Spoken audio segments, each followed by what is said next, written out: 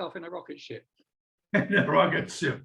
He look, yeah, Ruben, you look like you're sitting in a chair with a spaceship with a NASA t-shirt, everything. This is professional.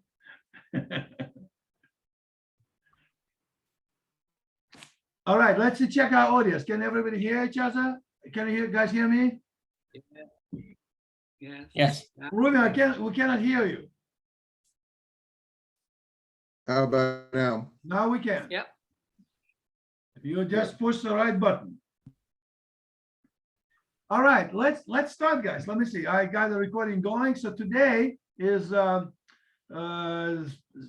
basically we're in the middle of the Kol HaMoed of Pesach, and we discussed it a little bit. Maybe we'll do a different format. Sometimes we have a free format discussion, and sometimes we have a topic, and then we have a discussion after the topic. And the topic today is a Kabbala. And of course, I will try to do a brief presentation in 12 minutes. So now it's 8:04, 20:04. When it hits 12:20:16, please help me to stop me so that I can control my time. So we're going to talk about Kabbala in 12 minutes, which takes about maybe 3,500 years. And let's see if I can do a very, very brief presentation. Of course, we know that for the guys on the below on my screen, for Ruben and Menachem Mendel, it's a Kabbala 101, because Hassidus is pretty much incorporated Kabbala. Oh, David now shows up. David, shalom. Hi. Hi, how are you? Beseder Gamur. Hello, Ruben. Hello, John. Hi. I don't know who John is, but John Gradiner also in Beersheba. John, you introduce yourself for a minute, just for David. Here we are. Hello, Mandy. How's it going? Good to see you again. Hello We missed there. you. I go to Yes. Rambam shul. Lev told me. Yeah. Lev told me. John was just saying he goes to Rambam shul. Oh. I just saw him in Rambam this weekend. Yeah. All right, so coming back to the discussion, like I said, just repeat a little bit quickly, I'm going to do it. We have a free format meetings. Today, we happen to talk about Kabbala. And of course, in 3,500 years or 6,000 years of existence of the world, it will be very difficult to me to present Kabbala for you guys in 12 minutes. And when it will be 2017, I got a little bit delayed because as we're getting logistics, please stop me. So we're right to the point. And as I mentioned earlier, for Ruben and Menachem Mendel, it will be like very basic things, 101, because Hassidus, in general, Chabad, Hassidus is very much incorporated into or incorporates Kabbalah within its philosophy and logic and approach. So, okay, let me just tell you what I know. I will not be, it's very difficult subject, obviously. I'm not an expert in this, but I'll tell you what I know. And then we'll have discussion after 12 minutes, guys. So the first one, I want to share the screen. I'm counting. And counting, please. Let's see. And I go to, okay, now pictures here.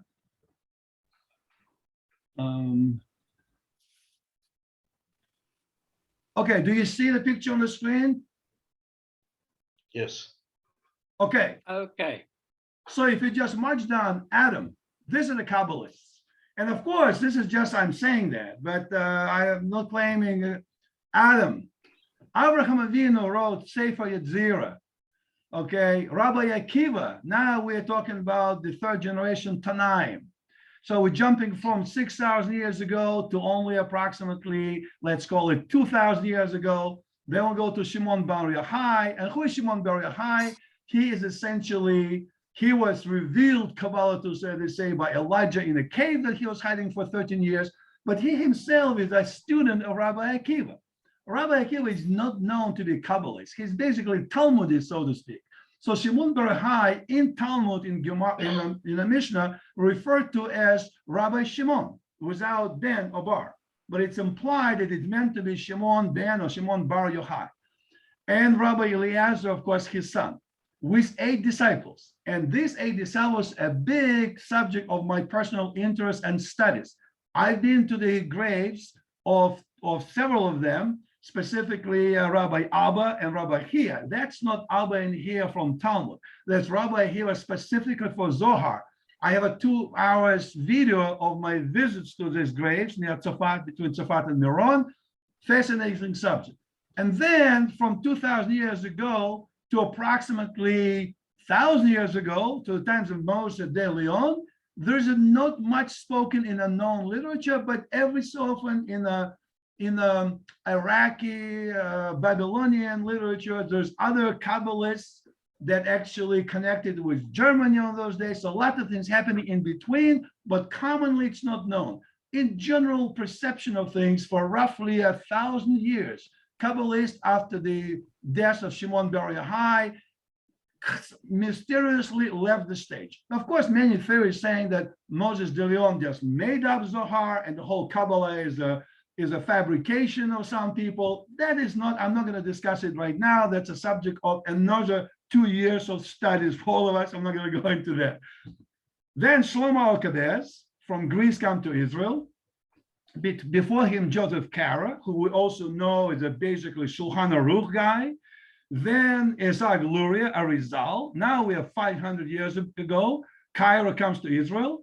And then comes in Azulai, Chaim Luzzatto, the right-hand guy of the man of the Midos and how to be a better person, so to speak. Baal Shem Tov, of course. Now Reuven and Menachem Mendel should applause. Baal Shem Tov, Hassidus, Shneur Zalman of Liadi, Alter Rebbe, and then Yehuda Ashlag, relatively recently, Rabbi Burke, more modern Kabbalist, and Michael Burke, his son. This is a succession of the Kabbalists, as we know from kind of theoretical sources. Then the centers, interestingly, so we talk about Tanaims, our sages Tanaims, they're roughly, I'm simplifying, 2,000 years ago. 5 generations Tanaims, successed by approximately 7 generations of Amoraims. And then to Aharonims, where Rashi and Rambam and Ramban, and we'll look forward maybe for next time. David committed or promised us to do a presentation on Rambam in similar fashion as I'm trying to do right now. But northern Israel, we're looking at the map right now. After the 3rd generation roughly of Tanaim were kind of kicked out by the Romans, they went to the north.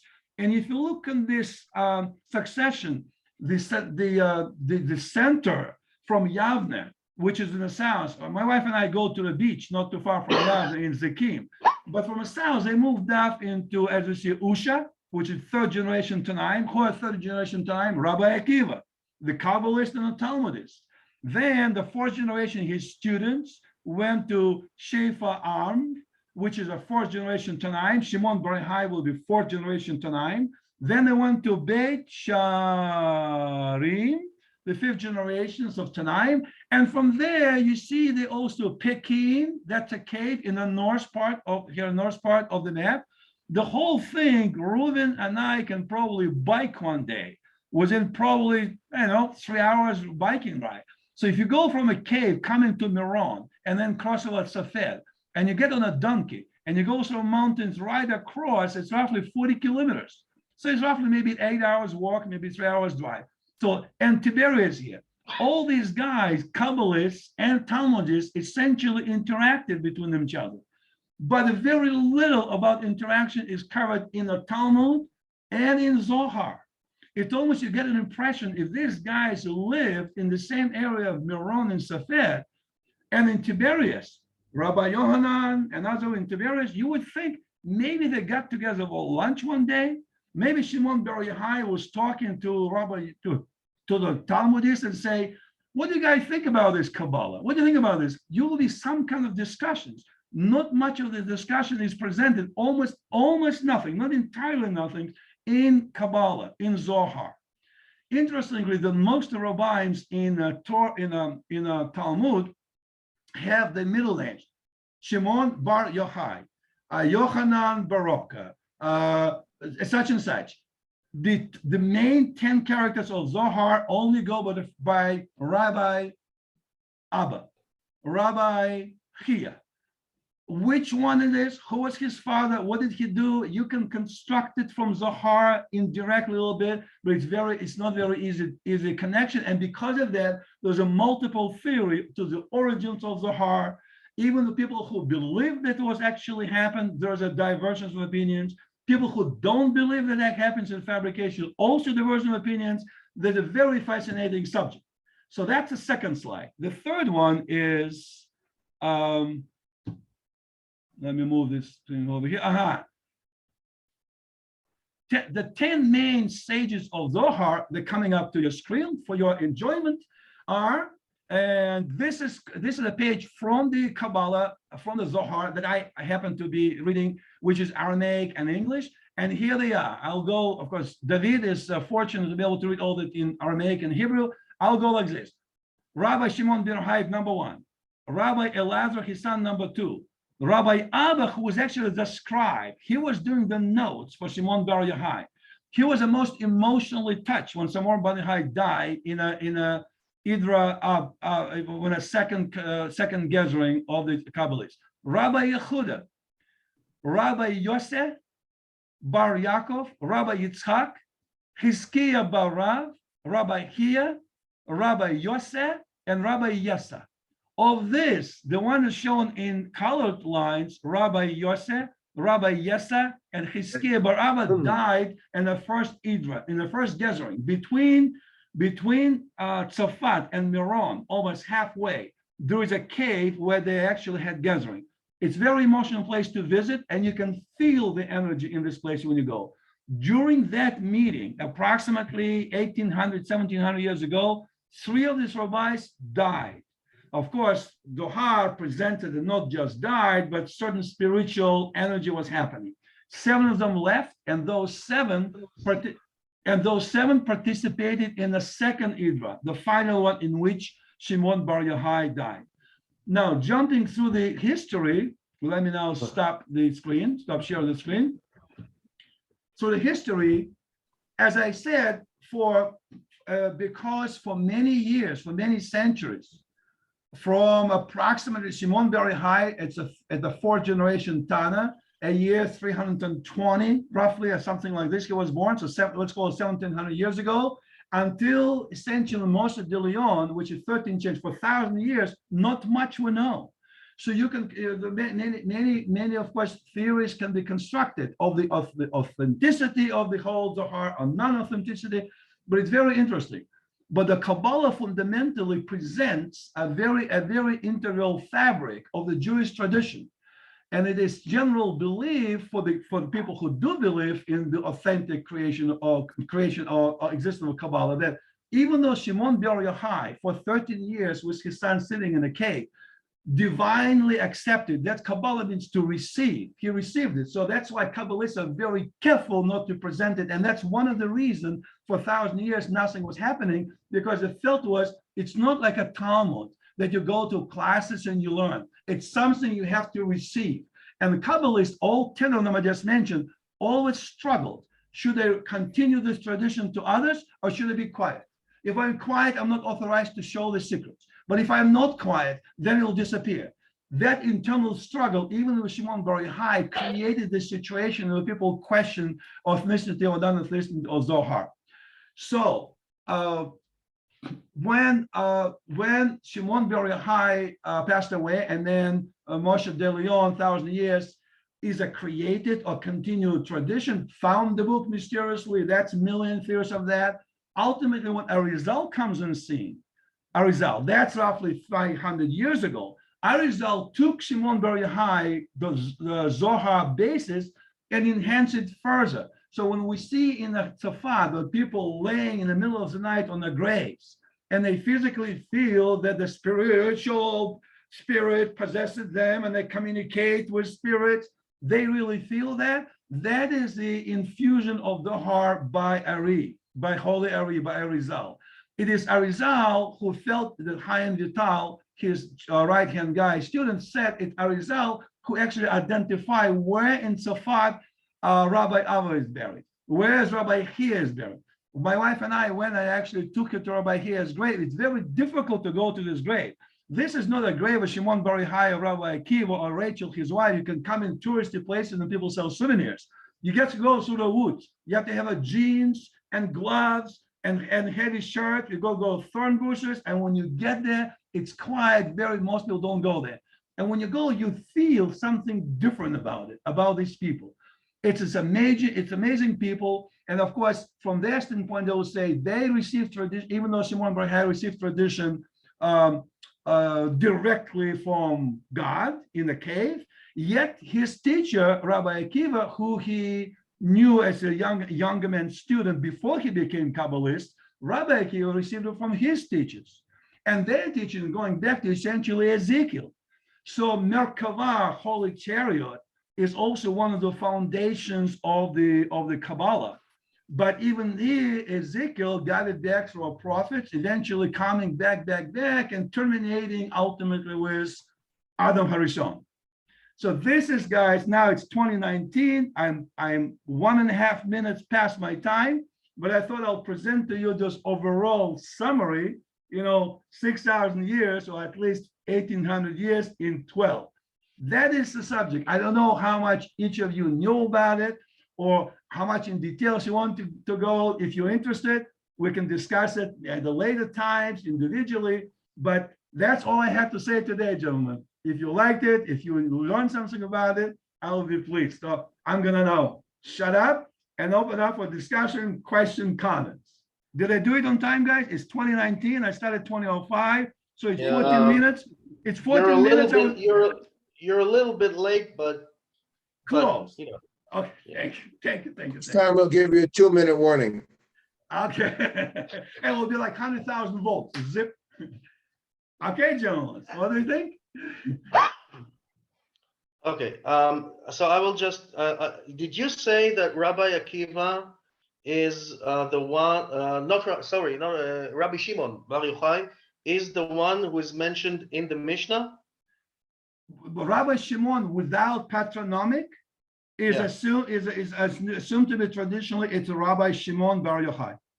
Okay, so assumed. Okay, that's okay. That historically it just cannot be, because the Mishnah was sealed by Rabbi Yehuda Hanassi in 180, the year 180, which is like approximately 1,830 years ago, or 1,840 years ago. And you said that Rabbi Shimon Bar Yochai lived at around in the year 320. So there's a gap of 140 years. You good point, David. I'll tell you what, Rabbi Yehuda Hanassi, a 5th generation Tana, is a student of Rabbi Shimon. So the question is, who is Rabbi Shimon? Rabbi, if my date is incorrect, I have to verify corrected. But yeah, you said it assumed or believed to be Rabbi Shimon Bar Yochai, but according to the date that we know that the Mishnah was basically sealed and started to be distributed in the Kehilot Israel, in the communities of Jews around the world, little by little, that was at around the year 180. So if Shimon Bar Yochai, alav shalom, lived after the year 300, that would definitely not be Rabbi Shimon Bar Yochai in the Mishnah. But that's right now just my take on it. That's a good point, David. I need to check, because I need to check. I might have misspoke. No, it doesn't mean you're it doesn't mean you're mistaken. You just said that it is assumed traditionally to be Shimon Bar Yochai, but I just wanted to clear things up. Good point, David. Thank you. I'll need to check. I have the dates, but it's always difficult. I have a whole book here with the dates, but to find the date right now, I mean, I'll get confused. But I'll check it. Thank you. That's an excellent point. Okay. Where does the Kabbala fit in with the sort of mainstream of Jewish literature? The Torah, the Talmud, even the Haggadah. Well, that's a good question to our Chabadniks here. We have two Chabadniks. What is the question? What's the question? Where does the Kabbala, which is, I gather, the Zohar is the book, isn't it? The Yes. Kabbala is a sort of tradition Mandy, you want Menachem Mendel, you want to take this up? I mean, this is your chance to Sure. bring Tanya into the equation. Look, I'm not. Hello, Mandy. It's good to see you. And good to Yeah, see your daughter, by the way, here. Hello, look at this, sweetheart. Okay. Yeah. Well, according to tradition, there's what's called the pardes, which is in Hebrew it's like the orchard, and if we look at the letters of it, it stands for Peshat, Remez, Drush, Sod, and Peshat, Remez, Drush, Sod, pardes. That's how you spell pardes, right? David, we need your Hebrew on that. Yes. Yeah. Okay. So Yeah, by the way, Peshat, yeah, Yeah. the word pardes in Hebrew, which means like a field, or like you Mhm. said, an orchard. Pardes actually, it's a word coming from Iranian paradisae, and the people who speak Latin languages say paradise. It's the same word. Okay, we're good to go. Okay, Remez is the next level up, which is like the explanations and the basic explanations and the medrash and all those kind of things. Drush is when you start to have the deeper explanations, like the Gemara and the Halacha and things like that, the Talmud. And Sod is the secret, which is the Kabbala. So all four of these all complement each other. They all are intertwined and can be all like woven into each other, and they can be learned to complement each other as well. That's basically the general gist. Then you have something Hassidus, which is a fifth one, which would be the soul of all four of them. And when you learn Hassidus, you can connect all four of them together in a very kind of seamless way. I don't know if that sums up what you answer with the question you were asking, but I think tradition. it seems that the Kabbala was really popularized by the Alter Rebbe. I mean, it was first the Hassidus, we believe, was first revealed by the Baal Shem Tov, but then the Alter Rebbe, he said there was a kitrug in heaven, whether to reveal the Kabbalah through the Tanya. It was the heavenly court couldn't, there was an argument, some saying it wasn't to be revealed to people, it was too dangerous, and other heavenly agents feeling that it should be revealed. And the Alter Rebbe believed that his accusation by the Russian government that it was against the Tsar and against disturbing the government. So there was a trial in which he was acquitted, and he felt that was a sign from heaven that the heavenly court had decided it was now okay to go ahead and publish the Tanya. So that represents the fact that throughout the centuries, many the Chachamim felt that Kabbalah and these secrets were too dangerous to reveal to the general public. But the standard mashal that's given is that of a king who had a son who became very ill, and they called the doctors, nobody could cure him. And then finally the doctor said the only thing that will cure him is to take the most precious gemstone from the king's crown, grind it up into powder, and give it to the son to drink. And as the story goes, the son was cured by this. And the mashal is that this generation is so weak, this last generation before Mashiach is so weak, that only the jewel from the king's crown, which is Kabbalah, will cure it. And so in other words, as dangerous as it is, it's more dangerous not to reveal it. And this is how Chabad sees it. And then of course the Rebbe's, each of the subsequent Rebbe's gave over Maimarim, which are extracts of Kabbalah in a sort of practical sense. It could be applied in the daily life. I want Until to. now in the previous revision. I want to. I think it's very important to mention, just a minute, Wendy. I think it's very important to mention when we talk about Kabbalah, which is taken, John, as the more mystical side of Jewish commentary on the Torah. There's a rabbi that I really like. His name is Uri Sherki, and I like it when he says great things, and I like it when even when he speaks complete nonsense. I just love to hear him. He's great. and he said this, and this is very interesting. He said, in Judaism, you have texts in Hebrew and texts in Aramaic. So the Torah, which is the first 5 books of the Bible, that is the Torah. It's in Hebrew. And the Mishnah, which is the Torah Shebal Peh, the oral Torah, that's also in Hebrew. The Gemara, which is the Talmudic text, which is the commentary on the Mishnah, is in Aramaic. Mm-hmm. And the Zohar is the Aramaic commentary on the Torah. So the basic text is in Hebrew, and the commentary is in Aramaic. So Gemara is commentary on the Mishnah, and Zohar is commentary on the Torah. That's one thing.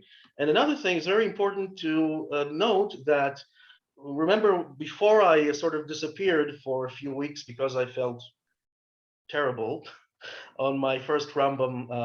Corona is not. You had Corona for 10 days. So did I. And so did Ruben. So. I had I'm still coughing from this Corona. But anyway, don't worry, Ruben. You're in space. You're not gonna. He's in NASA. It looks like you're in space. There's two I'm receiving cosmic revelations. Vibes. Absolutely. There's 2 texts that are very important. They precede the Zohar, and they were known, and they were sort of, I would say, roughly distributed. Not many people read them, but that's the Sefer Yetzirah and Sefer HaBahir. That's 2 very ancient mystical Jewish texts. And there's another part that's called a third mystical mystical category, which is called Sifrut HaHechalot, the literature of Hechalot. And a lot of the mystical ideas, I didn't read the Zohar, so I don't know, but I guess that a lot of the ideas are coming from the Bahir, the Sefer Yetzirah, That's right, and the Sifrut HaHechalot. And a lot of the Sifrut HaHechalot is Sifrut Chitzonit, external literature, which is actually forbidden to read according to Judaism as the way we know it today. So like it's the book of Enoch and many other texts. And a lot of it was there before the Zohar. And that is the mystical sort of, those are the mystical traditions that some of those Chachamim, like Rambam and like Saadia Gaon and others have sometimes pointed to, but they didn't point to the Zohar. They pointed to those mystical texts that they have known in the times of their lives. good. Very interesting. I want to add something else, guys, for 2 minutes. Just put somebody mark me for 2 minutes, will you guys? And then zip me with 100,000 volts if I exceed. Okay. My friend Stephen Horvath in Atlanta, in a real synagogue, good friend, his roots from the Hungary. He is going like the Satmars. He went to Hungary, traveled there, and I happen to be my great grandparents come from the area where Rav Nachman was in Baal Shem Tov. And as Stephen was always interested in his roots, he was very much interested in the Kabbala. And what between him and I, what we found is interesting thing. The Kabbalists in that 1,000 years gap, after Shimon Bar Yochai passed away, there was a migration of Kabbalists from Safat, from Israel to Babylon, and also to Germany, and also to in area of the Europe in Carpathian Mountain. This is good to me to know, because I happen to be, I'm Eastern Ukraine, so I kind of know a little bit.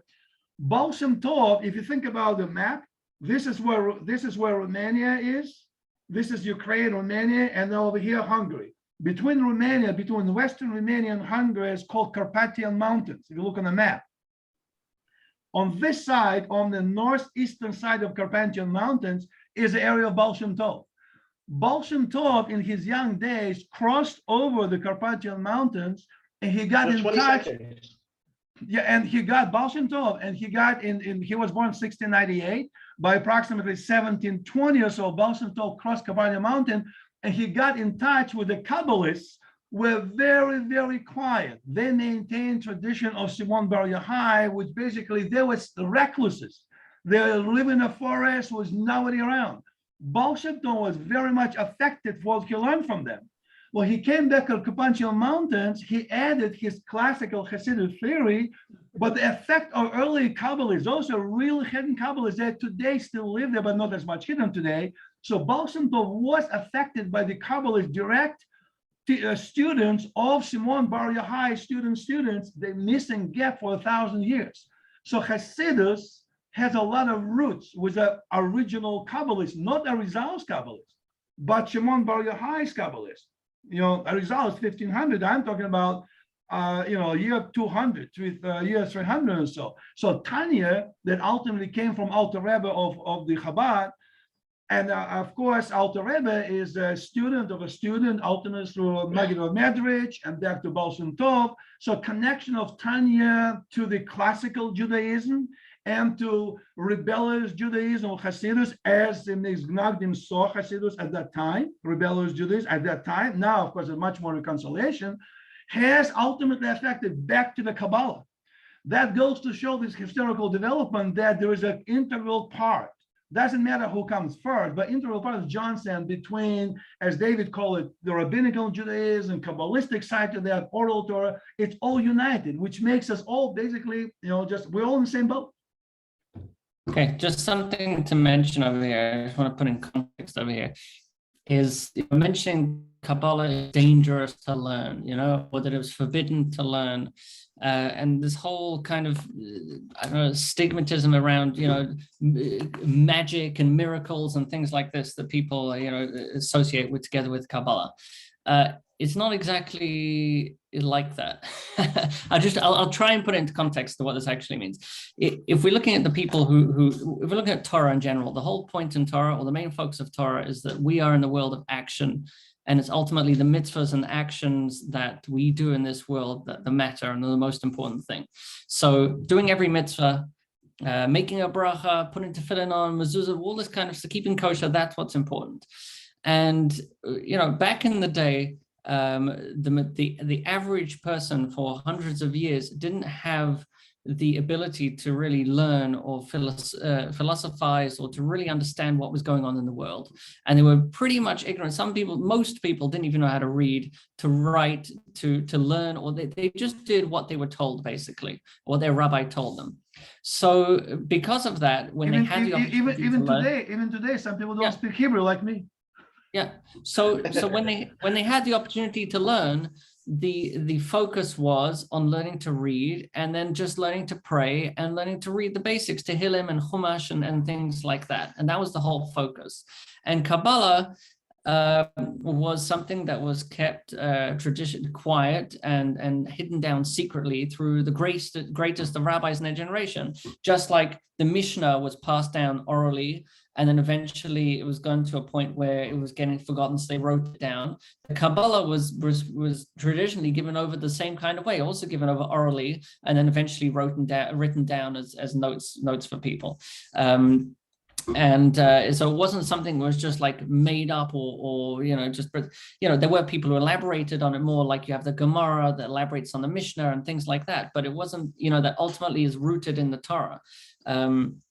Now, in regard to what it is actually taught in the Kabbalah, it's basically just principles about creation and about the world that we're living in. Just like when someone learns physics, they can better manipulate the world for their, to use the world in a better and more productive way. Or through learning medicine, you can use it to heal people. Through learning the concepts of mathematics, even, through learning the concepts in Kabbalah, we better understand the world that we're living in. Very mathematically. Kabbalah is very mathematical and logical. The concepts there are very, very thrashed out and tangible logical concepts, that within this world, and it really reaches the limitations of the human mind, between what can be understood and what can't be understood, and it's very, very fascinating. And basically, the understanding of the Baal Shem Tov of his time was that we're moving into a generation where we have the printing press, where it's very difficult to manipulate things, and once you teach things, people can easily access it and learn and develop. And this is the time when the Baal Shem Tov came around through the whole Industrial Revolution, and it was a time that he foresaw was going to be a time where everyone's going to be learning, and everyone's going to have access to philosophy, and everyone's going to be able to read and write, or the majority of the developed world will be able to read and write. And look, if the non-Jewish world is going to have this kind of information, we better show the Jewish comparative, to be able to balance it out and show that, Judaism also has this information. We got 3.5 minutes, guys. There's a lot of. I just see the note. Very interesting. Menachem Yendel, I just want, in 3.5 minutes left, I want to take 45 seconds. One thing is, would be nice, guys, for us to take a trip. I was just thinking of it, to take a trip and to see. This is fascinating. I just want to show you something. This is a kever of Rabbi Chia of Dakar, not the Chia who is buried near Tiberias, but here the guy. I took one time that's how you climb there. It's not a touristy place. It's about half an hour, 45 minutes walk from. There's a bend on the road right between Tzafat and Meron. You're going south of there, but the trail that Arizal identified. One time I took my wife there. And my wife, she was coming there, she'll say, "Are you crazy? What other husband will torture his wife to go through this stuff?" And she was climbing down there. She got there, she was cursing me all along. She said, "This is ridiculous. You're crazy. If you like this stuff, you do it. I don't want to do anything without it." But she finally made it down there. It's just sat in the cave. And then we came climb back out, and she was not complaining as much. We came back to the hotel. She said, "I'm so thankful that you took me there. I really enjoyed it."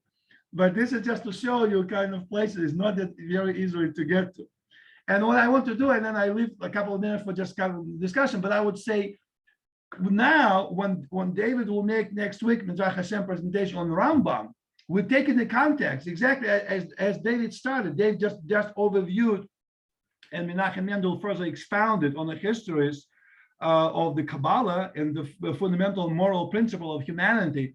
And answering John's question essentially is that, so we have now Tanaim, then we have Amoraim, Kabbalah and Talmud, everything else is merged together, but people still have thoughts about it. 1,000 years later comes in Rashi and Ramban and starting asking more questions. And they look at another perspective, and they have agreements and they have disagreements. So when we're listening to Rambam from David Mishachim next week, we'll be interested to see how that connection sort of gets it together. Now it'll be tough to do.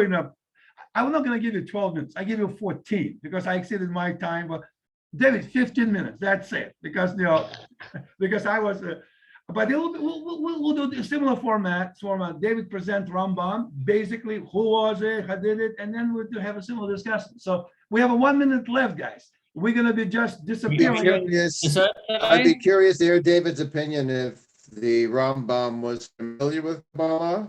Some people say he was, some people he wasn't. Okay, so I've read a translation of the Moreh Nevuchim, and it seems to me that he was familiar. But should we do a dessert today, and then we can discuss that? I'm down for another 20 minutes. I have to do something, guys. Unfortunately, I will just say this. Dave, answer that, and then we'll continue next. Yes. Go ahead, David. Rambam used two